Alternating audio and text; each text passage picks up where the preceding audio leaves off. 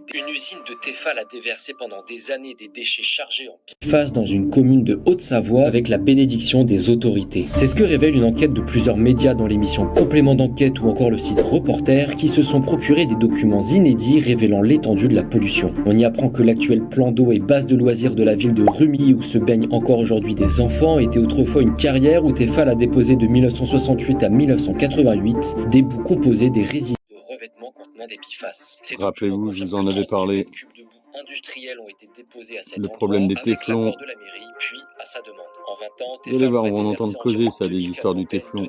C'est un scandale sanitaire, le téflon.